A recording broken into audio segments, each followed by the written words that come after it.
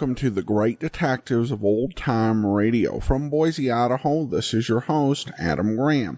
If you have a comment, email it to me, box13@greatdetectives.net. Follow us on Twitter at Radio Detectives and become one of our friends on Facebook, facebook.com/Radio Detectives. Our listener support campaign continues. You can, and we're focusing on our Patreon campaign, patreon.greatdetectives.net. And you can help us launch a full-length summer program coming in summer of next year if we hit $600 or more in donations. If we hit $800 or more in monthly pledges, we will actually go ahead and upgrade the server. So be sure, and you can pledge anywhere between $2 and $30 or more dollars. Go to patreon.greatdetectives.net to support the program on an ongoing basis. You can also support us on a one-time basis at support.greatdetectives.net. Well, now it's time for today's episode of Michael Shayne, and the title is The Case of Tahlani's Tears.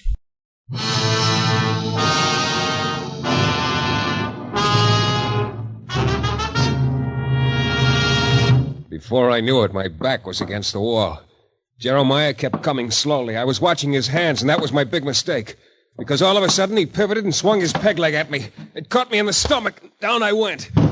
I got to my knees, but this time the peg leg crashed into my jaw. Once, twice, 3 times. The third time was the charm. I went out.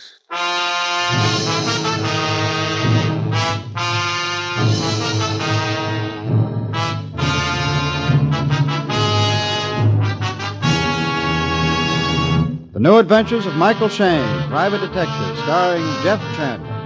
Michael Shayne, reckless, red-headed Irishman, is back again in his old haunts in New Orleans. This is your director, Bill Russo, inviting you to listen to another transcribed episode, which we call The Case of Tahlani's Tears.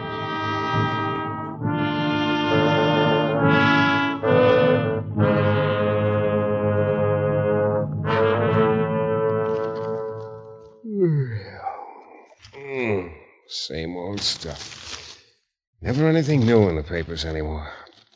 Oh, well, it's time for dinner anyway. Hey. Mikey! Oh, Benny, what's the big idea? Trying to break my office door down? Mikey, you gotta help me. Huh? Yeah, I'm in trouble. Oh, so you're in trouble, Benny. That's news? Oh, you don't get it, Mikey. This is big trouble. I tell you gotta help me. There'll be something in it for you, too. Oh, no, not that again. Huh? Now, look, Benny, you've been a waterfront drifter for longer than I can remember. But, Mikey... So half the time you're getting yourself into scrapes by picking the wrong pocket or listening to the wrong conversation, then you yell for help. No, this is nothing like that, honest today. The other half of the time you spend making phony pitches to people, namely me. I tell you this is on the level, Mikey. Now, go on. Will you beat it? Mikey, listen to me. The tiger shark's after me. If you don't help me... A tiger shark? Benny, you better lay off that kind of stuff. Okay. I'll spill it to you, Mikey. It's Tahlani's tears. That's what it is. Tahlani's tears? Benny, you take a lot of convincing, but I'll try once more. 1, I don't care who your girlfriend is or why she's crying. 2... No, Tahlani's not my girlfriend. 2, if you don't get out, I'll throw you out. I tell you, you gotta help me, Mikey. So I did try to con you once or twice, but I'm leveling now, honestly. Get your hands off of me. Come on, get them off. Okay, Mike. Now go on, get out. But, Mikey... Get out! Okay. Anyway, just coming to see you here has helped me. Huh? Yeah, maybe the tiger shark will lay off for a little while now. Well, don't start that again. I'll come back when the heat's off, Mike. Maybe in an hour or 2, then we can do business. Benny, I'm through talking. I'm going to come around this desk and... Okay, Mike. Okay. But you'll see, Mike. Be careful what you throw away, huh? What? So long, Mikey. Be careful what I throw away. Tahlani's tears, tiger shark. That boy better get himself on the wagon and stay there. Mike! What? Benny! Benny, what? Benny! Mikey, the tiger shark. Tiger shark. Hey, Benny. Benny! Dead.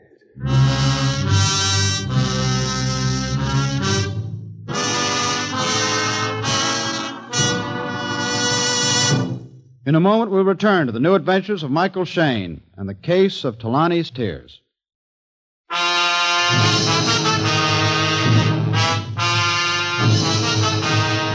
Well, it isn't every evening that a seamy waterfront character comes to my office with a wild story about Tahlani's tears and tiger sharks and then leaves and promptly gets shot. When I sent for the police and told them Benny's story, they couldn't make any more sense out of it than I did. After they left, I sat in my office, fishing the last cigarette out of the pack on my desk while I tried to fit the whole thing together. But none of the pieces were the right shape, so I gave up and started out to get some more cigarettes. And half a block down the street, a little gent with a face like a chipmunk fell into step. Good evening, Mr. Shayne. Who are you? It's a dark night, Mr. Shayne. I'm afraid of the dark, so I thought I'd walk with you a little. You mind? Yeah, look, Chuckles. Not Chuckles, Mr. Shayne. Alex. My name is Alex. Okay, Chuckles, now beat it. And Mr. Shayne, you have something which I wish. Please give it to me. What are you talking about? Oh, you know what I'm talking about, Mr. Shayne. Oh, yes, indeed. Look, I'm in no mood for riddles. Shove off. Mr. Shayne, I do not think you like me, Mr. Shayne. Nobody likes me, I guess. I can understand that without much trouble. But I do have one friend, Mr. Shayne. Congratulations. Yes. He is right here with me. My knife. And all of a sudden, the knife was headed for my ribs. I brought my elbow down hard, and it hit his wrist just in time. The knife cut through my coat, and the flat of the blade slid across my back. It was cold. Alex jerked his hand back for another try, but he never made it, because right then my fist landed between those chipmunk cheeks. His knife flew into the street, and Alex bounced off the wall behind him. He shivered a little and started to sag, but as I started toward him, he suddenly darted into an alley and disappeared. So I headed back for my office. I was one bewildered guy. All of a sudden, life was full of surprises, like the one that was waiting for me in my office. This surprise had black hair, green eyes, and a very red mouth. Hello, Michael. Oh. Hello, who are you? Margot? Yeah. You know, you're the best news I've had all evening. Thanks. I hope you'll turn out to be good news for me, Michael. Look, would you mind telling me why I'm so popular all of a sudden?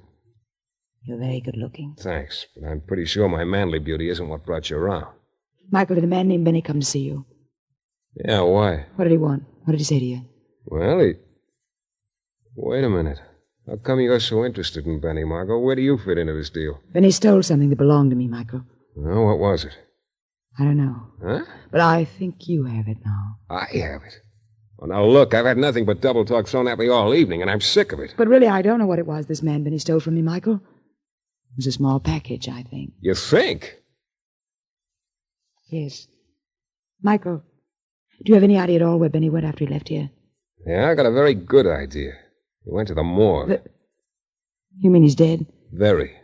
But how? Murdered. I don't know who killed him, and I don't know why. No, maybe I'll never know what it was he stole from me. Oh, now, wait a minute. I still don't get what you mean by that. I'll tell you all I know, Michael. It isn't much. Okay. Hey, look, you get a cigarette? Uh-huh. Here. Thanks. Started out to get some a while ago, but I never quite made it. Here's a light. Thanks. Oh, what? Never seen eyes quite that green in all my life. You're an authority on the subject, Michael. Well, at times, namely now, I'd like to be. Oh? The story you were going to tell me. Oh. Oh, yes. Well, my father spent his last few years traveling, Michael. Right up until he passed away last month in India. Oh? Just before he died, he wrote and told me he was sending something very valuable to me. A man was coming from India with it. You mean somebody came all the way from India to bring it to you? Yes, but I was late meeting the boatman. When I reached this messenger, he told me he'd been attacked and robbed. Well, didn't he tell you what was in the package? Well, he didn't know the package had been sealed. But some men at the waterfront told me the man who attacked the messenger was this man, Benny. One of them said Benny was coming to your office, so I looked up your address. Here I am. Michael. Yeah? You said Benny didn't give you anything. You weren't lying to me, were you? No, I wasn't lying, Margot. Look, in the morning I'll nose around a little down at the waterfront. I can't guarantee anything, but maybe I'll find some crony of Benny's who can throw a little light on the subject. I hope so. You know something, Michael? Yeah? I'm sort of glad I met you, even if it was this way. You know something, Michael? I'm sort of glad, too. Maybe, Maybe, Michael. We'll see.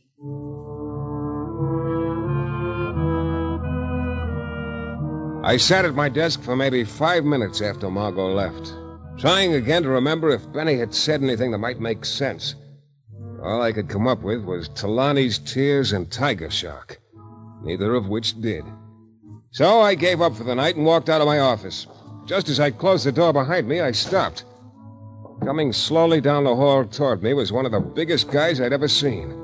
On his head was a wool-stocking cap. He had a peg leg, and his voice was like an overworked foghorn. Well, good evening, Mr. Shayne. Good evening. My name is Jeremiah. Oh, no, not again. What's that, Mr. Shayne? Look, don't tell me I've got something you want. I don't know about that, Mr. Shayne. Come along, let's get underway. Huh? The skipper wants to have a little chat with you. Oh? Just who is the skipper? Mr. Sick is his name. Mr. Sick? That's right, Mr. Shayne. Oh, he's not really a skipper. That's just a nautical figure of speech. Yeah, I know. I was once a Sea Scout. Now, just what does this guy Sick have on his mind? Mr. Shayne, all I'm to do is navigate you to Mr. Sick. It's up to him to tell you what he has on his mind. Oh? Well, look, Jeremiah, supposing I decide I don't want to have a chat with Mr. Sick, what then? Well, Mr. Shayne, with this belaying pin I've got in my hand, I think I could stove in your skull like an eggshell. Then I could trice you up like a furled mainsail and lug you there under my arm. Yeah. Yeah, you probably could and would. Okay, Moby Dick. Let's go.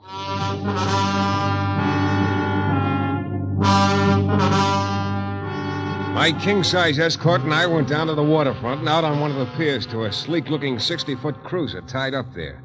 We went aboard and down the ladder to a very luxurious cabin. And there was Mr. Sick, who was without a doubt the flabbiest-looking gent I'd seen in a long time. Good work, Jeremiah. Good work. Good evening, Mr. Shayne. Hello, Mr. Sick. Would anybody mind telling me what this is all about? Not at all, sir, not at all. It's very simple. You have something which I desire. You know something? This is only the third time tonight I've heard that little refrain. It's getting sort of monotonous. The difference is, Mr. Shayne, that I intend to be much more persuasive than anyone else. Oh, now, look, before you toss any polite threats this way, maybe you better tell me just what it is I've got that you want. Obviously, the tears of Tahlani. The what? Mr. Shayne, I seldom repeat myself. I will make an exception in your case. It is the tears of Tahlani which I desire and will have. Maybe Benny was making more sense than I thought. Sir? Skipper. Look, just what are the tears of Tahlani? Your pretended ignorance amuses me, Mr. Shayne. So I'll indulge it. Tears of Tahlani, as you know, are 6 matched and priceless rubies. Huh? Tahlani was an ancient Indian goddess. Rubies were kept in a shrine and guarded by a native priest. That is, until they were stolen. I see. Now, just where do you come in, Mr. Sick? Let us simply say that I'm a collector, my dear sir. Huh? A determined collector. When there is the air of forbidden fruit involved, my determination knows no bounds. What do you mean, forbidden fruit? Well, legend has it there is a curse on the rubies. The priest who was killed while guarding them told his attackers they would not profit by their sacrilegious theft. It is told he even smiled as he was being killed. Sounds like a pleasant pastime, robbing shrines. The initial theft of Tahlani's tears does not interest me, Mr. Shayne. What does interest me is that I have good cause to believe you now have them. You're just bubbling over with answers, Mr. Sick. Maybe you can give me one about a tiger shark. An erroneous legend, my dear fellow. Tiger shark is supposed to be a mysterious killer and jewel thief from the Middle East. No truth to the story. Oh? Enough of this question and answer game. Rubies, please. Well, look, this may come as a shock, but I don't have them. Mr. Shayne, to refer to my previous dissertation on the art of persuasion. I still don't have them, Mr. Sick. I do not intend to waste time, sir. The rubies at once. Look, I can't give them to you if I don't have them. Must I ask my friend Jeremiah here? For the last time, I tell you I don't. Very well. Jeremiah, you may proceed at will. The big guy started for me. I edged away. I was trying to locate the door out of the corner of my eye. But before I knew it, my back was against the wall. Jeremiah kept coming slowly. I was watching his hands, and that was my big mistake. Because all of a sudden, he pivoted and swung his peg leg at me. It caught me in the stomach, and I went down. I got to my knees, but this time the peg leg crashed into my jaw. Once, twice, 3 times. The 3rd time was the charm. I went out.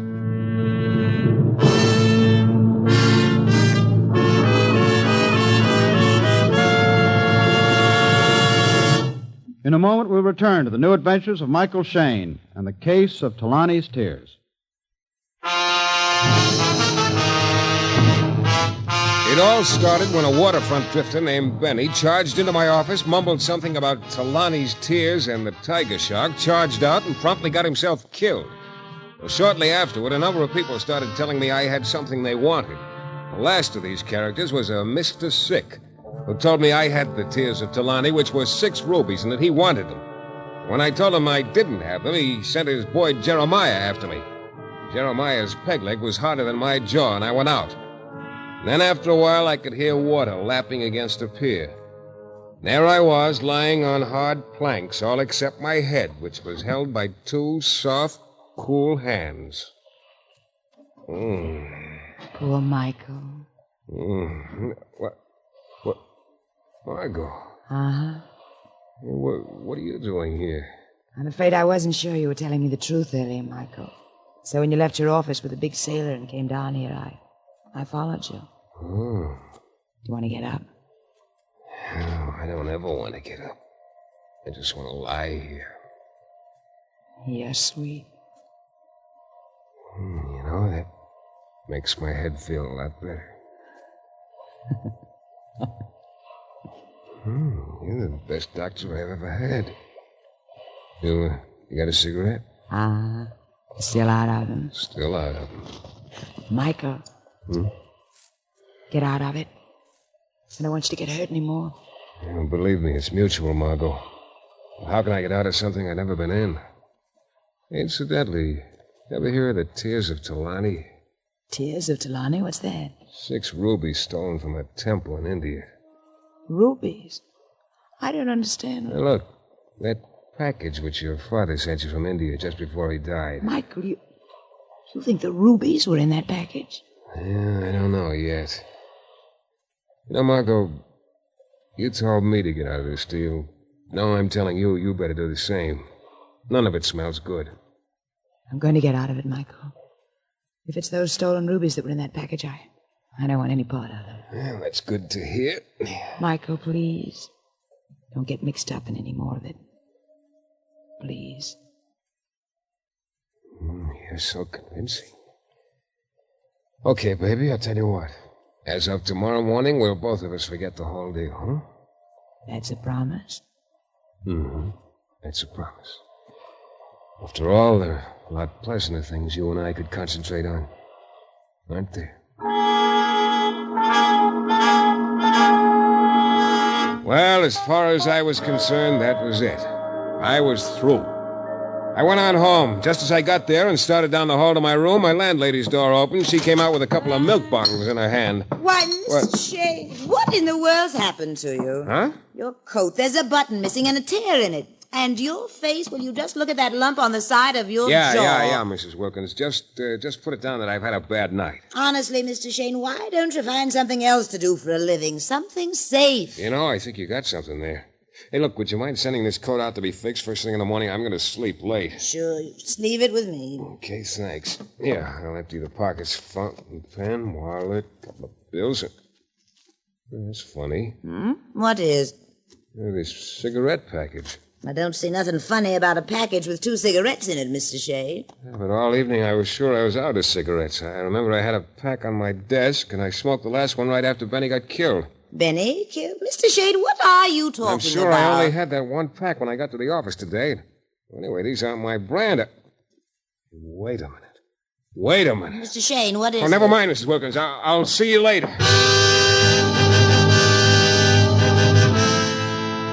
It had hit me all of a sudden. Benny had grabbed my arm while he was in my office. He'd slipped the cigarette package in my pocket then. And he told me to be careful what I threw away. Yeah, it all made sense now. In my room, I tore the cigarette package apart, and there it was, tucked behind the foil, a little piece of tissue paper. The diagram of a deserted warehouse down on one of the piers, and an X in one corner of the warehouse. I had a very strong hunch about what I'd find at the X.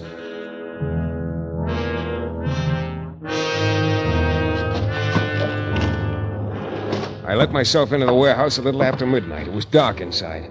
I went to the corner marked by the X on the diagram. There was a little pile of rubbish there. I poked around, then I pulled out a small leather case. I opened it and held it up to the window. There were 6 flashes of red. Yeah, the tears of Tahlani. I stood there a minute thinking of a native temple and a priest who'd put a curse on the rubies and died with a smile on his lips. Then I quit thinking about anything because I heard a sound. Somebody was opening the warehouse door. Mr. Shayne. You're in here somewhere, aren't you, Mr. Shayne? I'll find you, Mr. Shayne. Yeah, it was Alex, the giggling knife thrower. He was silhouetted against the open doorway for a second, and then he started slowly across the warehouse toward me. I began circling around to my left. The idea was to try and get past him to the door, and then I stumbled into a crate. A knife plunked into the wood an inch from my ear. Well, at least my boy had lost his sting. I straightened up, and it almost cost me my life. Then I realized Alex probably had a year's supply of cutlery with him. So I started circling again, and this time I didn't make any noise. Finally, I got to the open door and eased outside. But as soon as I hit the pier, something very familiar came flying through the air at me. It was Jeremiah's peg leg. Oh! Well, now, Mr. Shayne, you shouldn't be trying to leave in such a hurry. There! Oh! This hammerlock ought to keep you nice and peaceful, Mr. Shayne. If you move, your arm will snap like a masthead in a hurricane. Jeremiah, you... Don't try to talk just yet, Mr. Shayne. Just get your wind back. Getting hit in the stomach's kind of hard on a man. Yeah, you're so right. Jeremiah. Mr. Shayne is with me, Alex. Good. I was afraid. He outmaneuvered you, Alex. You will please not tell Mr. Sick that, Jeremiah. So, you and Alex are on the same team. Hey, Jeremiah? Shipmates, Mr. Shayne. Shipmates. Come on, time to shove off. To see Mr. Sick again, of course. Of course. And with that small package that's sticking out of your pocket, Mr. Shayne, I can tell you'll be a very welcome visitor. Come along. So I came along. I didn't exactly have much choice. But much to my surprise, we didn't go to Mr. Sick's boat, but to an apartment a few blocks away from the waterfront. Mr. Sick was waiting for us there with a broad, yellow-toothed grin splitting his purple lips. And now, Mr. Shayne, kindly hand me that leather case. Okay. At last. You will be happy to know you've saved Jeremiah's life, Mr. Shayne. What do you mean? It was Jeremiah's blunder which lost us the map to your friend Benny. I don't get it. We've been on the trail of these rubies for some time. Jeremiah finally persuaded the original thief to give him the map showing him where the rubies were hidden. Then he was careless enough to lose it to Benny before we'd even gotten a look at it. I see. I do not tolerate blunders. If Jeremiah had cost us the rubies, he'd have paid with his life. Well, you tell him I'm very happy for him, Mr. Sick. Oh, but I do not intend to see him again, Mr. Shayne. Or Alex, for that matter. Oh, you're quite the cagey kid, aren't you? A quaint way of putting it, but fairly accurate. So this jewel thief and killer called the Tiger Shark is just a legend, huh? Oh, I could see you were not convinced earlier this evening when I told you there was no such person. Yeah. Well, you don't mind me asking one more question? Not at all. What happens to me? Mr. Shayne, within the minute you will discover that any encounter with a tiger shark is inevitably fatal.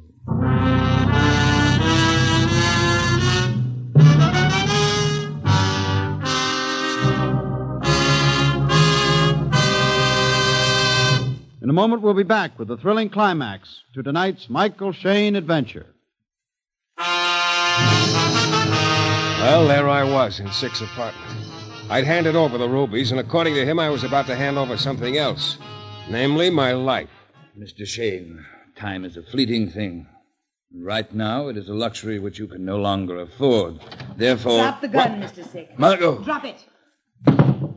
Baby, am I glad to see you. Margot, my dear, I'm glad you got here. I bet you're glad, Sick. Hey, wait a minute. I told you to keep out of this, Michael. I was beginning to like you. Yeah. Margot, we have the rubies now. Oh, no, Sick. I heard enough to realize you were going to double-cross me and keep them for yourself. Why, you've got it all wrong, my dear. I wouldn't think of double-crossing you. I was just amusing myself at Mr. Shayne's expense. Then amuse yourself with this. Oh, no, Margot, no. Margot! Don't move, Michael. So all along you were running the show, Margot. That's right, Michael. Sure, I should have figured it. And I guess I forgot there are female sharks, too. Yes, and the pity is you never see a shark's teeth until it's too late. Now I have them at last. I spent a year following this little leather case around the world, Michael. And now they're mine. The rubies, Tahlani's tears. Here, there they are. They're... What? What's the matter? Oh, no. What? Well, they're paste. Paste! Paste! They're worthless! She stood there with that beautiful red mouth hanging open, her eyes riveted on the imitation rubies. The guard was down. I dove for the gun and wrenched it away. She didn't even struggle. She just sort of sagged slowly to the floor. I called the police, and they were happy to take over from there. Well, that's about it. It's been over for some time now, but I can't seem to forget it, because it's made me think about a lot of things. About a native priest, how he protected his temple's treasures by substituting imitations. How he smiled as he told a killer you can't profit by stealing from a temple. About the real tears of Tahlani, still safe in that temple. And about Margot and her outfit lying, stealing, and killing to get their hands on 6 globs of red paste. Yeah, I've been thinking about all of that. Because, you know, it's occurred to me that there just might be a lesson in it somewhere. This is your director, Bill Russo, again. Our story is based on characters created by Brett Halliday and written by Bob Wright. The music is composed and conducted by John Duffy, and Michael Shayne is portrayed by Jeff Chandler. The New Adventures of Michael Shayne is a Don W. Sharp production, transcribed in Hollywood and distributed exclusively by the Broadcasters Guild.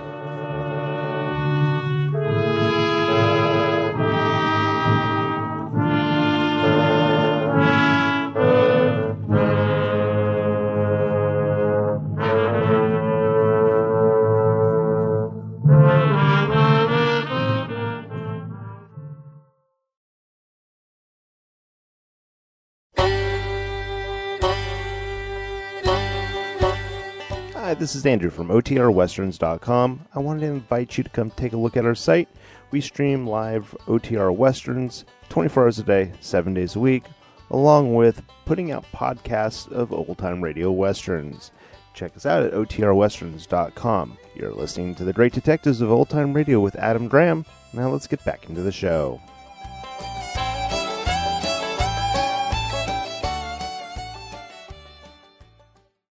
Welcome back. Well, a very good guest shot by Raymond Burr. Kind of hard to describe his role. It felt kind of a little bit Orson Welles-ish, but also a little bit like the Fat Man. So it was a little bit like Raymond Burr playing Sidney Greenstreet trying to be the Fat Man. An interesting performance. And I love the pirate with the very useful leg, too. That was a nice touch. We do turn to listener comments and feedback. And comment from Joel on Michael Shayne. And he writes in. And Joel says, Shayne is the least heroic of any of the noir radio series. He's always getting shot, clubbed, and knocked unconscious. He rarely solves the mystery, but sort of stumbles his way to a solution. His character is overacted by Chandler. And he goes on to say, I'm looking forward to Not Beat, loving the lineup, Johnny Dollar and Richard Diamond. Thanks, Adam, for all you do. Well, thanks so much, Joel. I have to admit that most of the time when I get to the end of Michael Shayne, I'm pretty happy, but it's rarely because of Shayne. It's because of things like Raymond Burr's appearance, Jack Webb doing Inspector Lefevre, or some of the villains' performances. I don't think I've left a show where I've been ecstatic about Chandler one way or another. But there are a lot of great elements in these stories anyway. Now we turn to Twitter, where Hedvig praises episode 1965, The Case of the High-Priced Twins, as good night listening. And then we also have Chad, who comments, flew 6 hours overnight. A lot of radio detectives got listened to, mentioning Johnny Dollar, Mike Shayne, and Richard Diamond. Well, thanks so much for tweeting in and for the comments. That'll actually do it for today. Join us back here tomorrow for the lineup. And then next Monday, be sure to listen for another episode of Michael Shayne. Remember, our listener support campaign continues. You can support the show on a one-time basis, support.greatdetectives.net. But you can also support the show on a regular recurring basis with a pledge for as little as $2 a month.